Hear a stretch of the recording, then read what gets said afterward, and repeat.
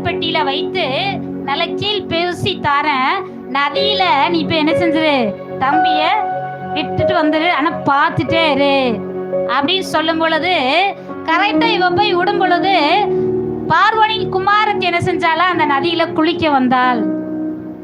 அவளும் அவனுடைய தோழிகளும் குளிக்க வந்திருக்கும் பொழுது மோசைய என்ன செய்யறா, மிரியாம் அந்த நதியில விடும் பொழுது தூரத்துல இருந்து பார்த்து அந்த குழந்தையை எடுத்தால், அந்த குழந்தையை நானே வளர்க்கிறேன் என்று சொல்லி அரண்மனைக்கு கொண்டு போனாள். அல்லேலூயா. அப்போ மிரியாம் சொல்றா, பால் கொடுக்கறதுக்கு ஒரு தாய் வேணும்ல, நான் கொண்டு வரட்டா அப்படின்னு சொல்லும்போது சரி கொண்டு வா அப்படின்னு சொல்லி பார்வோனின் குமாரத்தி தயவோட அந்த பிள்ளைக்கு பால் கொடுக்கும்படி மோசையின் தாயையே மிரியாம் அழைத்து வந்தாள். அல்லேலூயா. பார்வோன் அழிக்கணும் திட்டம் போட்டான். ஆனால் கர்த்தர் மோசையை பார்வோன் வீட்டிலேயே 40 வருஷம் வளர்க்கும்படி கர்த்தர் திட்டம் போட்டார். அல்லேலூயா, அல்லேலூயா. எவன் அழிக்கணும்னு நினைச்சானோ அவன் வீட்டிலேயே மோசை வளரும்படி கர்த்தர் கிருபை பாராட்டினார். ஆமென். அல்லேலூயா, அல்லேலூயா.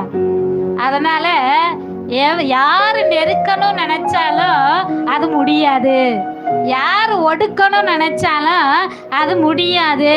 ஆமென். அல்லேலூயா. கர்த்தர் பெருக செய்கிற தேவனாய் இருக்கிறார். கர்த்தர் சத்துருவின் திட்டத்தை அவமாக்கி போடுகிறவராய் இருக்கிறார். அல்லேலூயா, அல்லேலூயா. அப்ப மோசே என்கிற ஒரு தலைவன் பார்வோனி வீட்டுல வளரும்படி கர்த்தர் கிருபை பாராட்டினார். ஆமென். அவன் எதிரி வீட்டிலே வளர வச்சிருக்காரு. நல்லா சாப்பிட்டு நல்ல வில்வத்தை எல்லாம் கற்றுக்கொள்ளும்படி நல்ல பலசாலி என்ன செஞ்சானா, அந்த பார்வோனின் அரண்மனையில இருந்து வெளியே வந்தானோ. அல்லேலூயா. அப்போ கர்த்தர் என்ன செய்றாரு, நம்மள அதிகமாய் நேசிக்கிறார். சத்துருவின் கையில நம்மை விட்டு கொடுக்கிற தேவன் அல்ல, சத்துருவை காட்டிலோ தம்முடைய பிள்ளைகளை மேன்மைப்படுத்தவே அவர் விரும்புகிறார். அல்லேலூயா. ஒருவேளை உங்க வாழ்க்கையிலும் கூட ஒடுக்கணும் நினைத்திருக்கிறார்களா, உங்களை மேலேயே வரக்கூடாதுன்னு நினைக்கிறாங்களா, நீங்க கவலைப்படாதீங்க. கர்த்தர் உங்களை உயர்த்துகிற தேவனாய் இருக்கிறார். கர்த்தர் உங்களை மேன்மைப்படுத்துகிற தேவனாய் இருக்கிறார். உங்களுக்கு விரோதமா உருவாக்கப்படுகிற எந்த ஆயுதமோ அது வாய்க்காது. ஆமென். அல்லேலூயா, அல்லேலூயா. அடுத்து யாத்திராம புஸ்தகம் 14 அதிகாரத்துல பாத்தீங்கன்னு சொன்னா, இஸ்ரவேலர்கள் எகிப்தை விட்டு வெளியே வருவார்கள். கர்த்தர் மோசையை கொண்டு 10 வாதைகளை செய்ய வைத்து அதன் மூலமாக கர்த்தர் என்ன செய்வாரு, அந்த ஜனங்களை, இஸ்ரவேல் ஜனங்களை வெளியே கொண்டு வருவார். அப்ப எகிப்தை விட்டு வெளியே வரும் பொழுது பார்வோன் என்ன பண்றா, ஐயோ இந்த ஜனங்களை தெரியாதனமா விட்டுட்டோமே, இந்த ஜனங்களை மறுபடியும் என்ன செய்யணும், அடிமையாக நம்ம தேசத்துக்கு கொண்டு வரணும் அப்படின்னு சொல்லிட்டு பார்வோனும் அவருடைய ரதங்களும் குதிரைகளும் என்ன செஞ்சாங்களாம், வீரர்களும் அவர்களை பின்தொடர்ந்தார்களாம். அப்ப அந்த சமயத்துல இஸ்ரவேல் ஜனங்கள் வனாந்தரத்தில் நடந்து போயிட்டு இருக்கும் பொழுது திடீர்னு திரும்பி பார்த்தா ஒரே குதிரையின் இரைச்சல் சவுண்டு கேட்கிறது. பின்னாடி திரும்பி பார்த்தா பார்வோனும் அவனுடைய ரதங்களும் வருகிறது. முன்னாடி பார்த்தா செங்கடல் இருக்கிறது.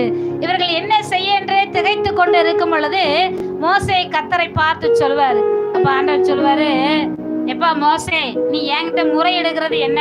உங்ககிட்ட ஒரு கோல் இருக்குல்ல, அந்த கோலை நீ என்ன செய், சமுத்திரத்துல நீட்டு, அந்த சமுத்திரம் உனக்கு என்ன செய்யும், பிளந்து வழிய கொடுக்கும், நீங்க அழகா நடந்து போயிடலாம் அப்படிங்கிறாரு. அதே போல கர்த்தர் என்ன பண்றாரு, ஜனங்களை செங்கடல் வழியா நடத்தி போயிட்டே இருக்கிறாரு. அப்ப பார்வோனும் அவனுடைய ரதங்களும் என்ன செய்து பின்னாடி வந்துட்டு இருக்காங்க. அவங்க நினைச்சாங்க நம்மளும் என்ன செஞ்சிடலாம், இந்த செங்கடல் வழியா போய் இவங்களை பிடிச்சிடலாம் அப்படின்னு சொல்லி அவன் நினைக்கும் பொழுது பின்னாடியே போறாங்க. இஸ்ரவேல் ஜனங்கள் கரை ஏறின உடனே மறுபடியும் மோசே என்ன பண்றாரு, கோலை நீட்டின உடனே தண்ணி மூடி விட்டது. அல்லேலூயா, அல்லேலூயா. அவங்களுடைய அதில் சொல்லப்பட்டிருக்கு பாருங்க, யாத்திராம புஸ்தகம் 14 அதிகாரத்துல